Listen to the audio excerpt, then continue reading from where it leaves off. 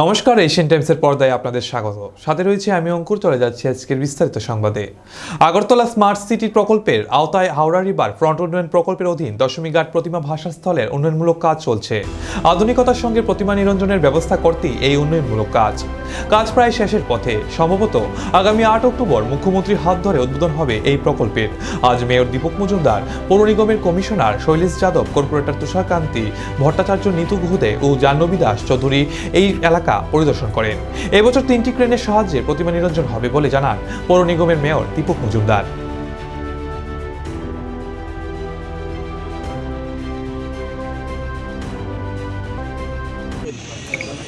আমাদের আগরতলা শহরে অধিকাংশ প্রতিমা এই দশমীঘাটে নিরঞ্জন করা হয়।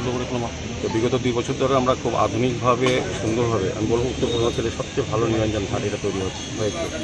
এইবার গত 2 বছরের থেকেও ছাড়িয়ে যাবে সমস্ত ব্যবস্থাপনার দিক থেকে। আমরা মুখ্যমন্ত্রীর পরবর্তী যে মিটিং হয়েছিল ক্লাবগুলিকে, তখন আমরা যেটা বলেছিলাম দশমীঘাটকে এবার নতুনভাবে সাজানো হচ্ছে, যাতে প্রতিমা নিরঞ্জনের ক্ষেত্রে আরও সুযোগ সুবিধা পাওয়া যায় এবং যারা উপভোগ করতে আসবে এই নিরঞ্জন তারাও যাতে স্বাচ্ছন্দ্যে দেখতে পারে।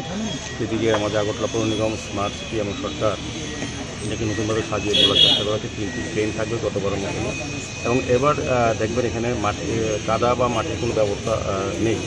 বর্ষা হলে কোনো অসুবিধা হবে না, সমস্তটাই মার্বেল টাইলস দেওয়া হয়েছে পার্মানেন্টলি। মানে আমাদের সমস্ত যেগুলি গতবার অস্থায়ীভাবে আমরা ব্যবহার করেছিলাম সেগুলি এবার পার্মানেন্ট করা হয়েছে এবং খুব সুন্দরভাবে আলোকিত করা হবে। সার্বিক ব্যবস্থা আমি বলবো যে খুব ভালো হয়েছে। কতগুলি ক্র্যাঙ্ক থাকবে? 3টে থাকবে। আমাদের যে সিস্টেম গতবার ছিল, এখানে আমরা সমস্ত পুজো কমিটির কাছেও আমাদের পুজোর মিটিংয়ে আবেদন রেখেছি। তারা গত 2 বছর মান্যতা দিয়েছে, এবারও দেবে। বিশ্বাস এবং প্রত্যাশা যে আমাদের এখানে ভিতরে কোনো রকম সাউন্ড সিস্টেম ঢোকা যাবে না, কোনো বাদ্যযন্ত্র নিতে পারবে না। আমাদের পৌরনিগমের পক্ষ থেকে গুরুত্বপূর্ণ সংখ্যক দিয়ে আরতি করে মাকে নিরঞ্জন করা হবে, বিসর্জন করা হবে এবং আমাদের সমস্ত ব্যবস্থাপনা এখানে থাকবে। জলের ব্যবস্থা থাকবে, টয়লেট আছে আমাদের।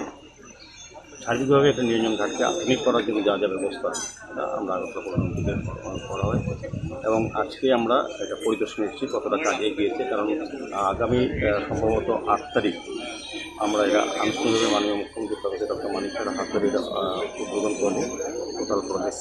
তো আমাদের সঙ্গে আমাদের এনএসি মেম্বার সঙ্গে করে যাচ্ছি, আমাদের কর্পোরেটর নিতু গুহদে মহোদয়া, আমাদের জাহ্নবী চৌধুরী কর্পোরেটর আছেন, আমাদের কমিশনার শৈলেশ যাদব সহ সমস্ত আধিকারিকরা এবং যারা কাজ করছেন এই কোম্পানির লোক এসছে। স্বাভাবিকভাবে আমরা পরিদর্শন করে আমরা খুব সন্তুষ্ট।